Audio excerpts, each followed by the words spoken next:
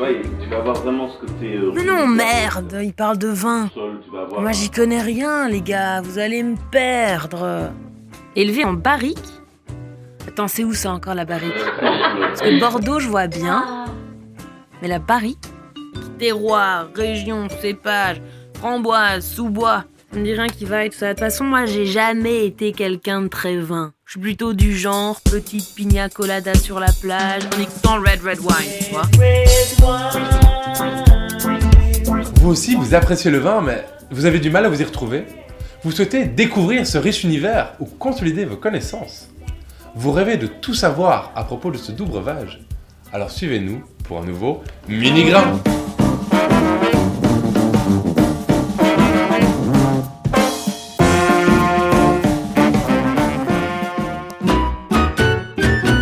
J'ai toujours cru que les vins rouges étaient faits à partir de raisins noirs et les vins blancs uniquement à partir de raisins blancs. Eh ben, pas exactement. Si les raisins blancs sont uniquement utilisés pour faire du vin blanc, les raisins noirs, eux, sont utilisés pour faire du vin rouge, du vin rosé et du vin blanc. En effet, la plupart des raisins noirs ont une chair blanche et peuvent donc être utilisés pour faire du vin blanc. Le vin blanc est produit uniquement à partir du jus de raisin. Pour le vin rouge, ce jus va macérer pendant plusieurs jours avec les parties solides du raisin, les pépins, la peau et parfois même la rafle. Ce contact va d'une part apporter des tanins et d'autre part apporter une couleur plus foncée au vin. La couleur d'un vin, c'est ce que les amateurs appellent la robe. Dis Chris, il nous reste du rosé? Attends, je regarde. Non. Et si tu mélangeais ton rouge et ton blanc? Bon, même si certains vignerons font réellement cela, traditionnellement, le vin rosé est simplement obtenu par un temps de macération plus court que pour du vin rouge. À la place de plusieurs jours, on laissera le jus de raisin qu'une douzaine d'heures en contact avec les parties solides du raisin noir. Le vin, c'est du jus de raisin fermenté. C'est-à-dire que des levures vont transformer son sucre en gaz carbonique et en alcool. Ceci explique qu'un vin sera moins sucré qu'un jus de raisin. Le gaz carbonique va s'échapper durant la fermentation. Mais si on met le vin en bouteille avant la fin de celle-ci, le gaz va s'accumuler dans la bouteille et donner du vin mousseux. Les mousseux les plus connus sont les appellations d'origine protégée, comme le champagne en France, le cava en Espagne ou le prosecco en Italie. Après la fermentation, les vins peuvent être vieillis, généralement de 6 mois à 2 ans en fût de chêne. Ces tonneaux vont apporter un côté boisé au vin, ainsi que les fameux tanins dont nous parlons dans notre épisode sur le goût.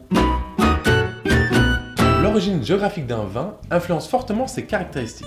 En effet, l'ensoleillement, la composition du sol, la température et bien d'autres données vont façonner son goût. Certaines régions ont une renommée internationale, comme par exemple Bordeaux en France ou la Rioja en Espagne. Mais il y a d'excellents vins partout dans le monde. Un cépage, c'est un type de vigne et donc un type de raisin. On appelle ça un cultivar. On reparlera de ça dans un épisode plus détaillé.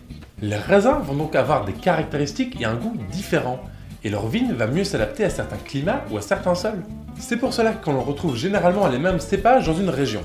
Les appellations requièrent d'ailleurs l'utilisation exclusive de certains cépages. Un vin peut contenir un ou plusieurs cépages. On parlera de ce maudit phylloxéra dans notre épisode sur l'histoire du vin. La plupart des vins rouges sont servis à température ambiante. Les vins blancs et rosés, eux, sont généralement servis frais. N'oubliez donc pas de les mettre au frigo avant que vos amis arrivent. Certains vins sont meilleurs si vous les laissez respirer avant de les déguster. On vous conseille de les carafer. Pour des vins plus anciens, un dépôt peut se former au fond des bouteilles. Il faut alors, de préférence, les décanter. Les vins de garde sont des vins dont la qualité augmente avec des années en cave. Pour cela, il faut les stocker horizontalement, à l'abri des odeurs et de la lumière, mais aussi avec une température stable et fraîche. Le vin est un monde complexe. Il est indissociable de la tradition et surtout de la passion des gens qui y travaillent chaque jour. Et encore, nous n'avons pas parlé vin muté comme le Porto, vin doux, vin moelleux, vin jaune. Mais, à part le raisin, je suis censé sentir quoi, moi? Si ça t'intéresse, va voir notre épisode sur les arômes, notre épisode sur le goût, ou, bientôt, notre épisode sur la dégustation. Ah. En attendant, rien ne vaut un peu d'expérience. D'ailleurs, Santé.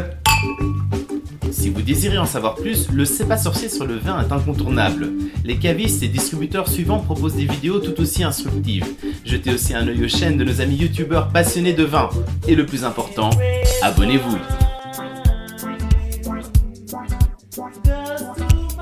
J'ai toujours cru que les vins rouges étaient faits à partir de raisin blanc. C'est parce que j'étais pas malin.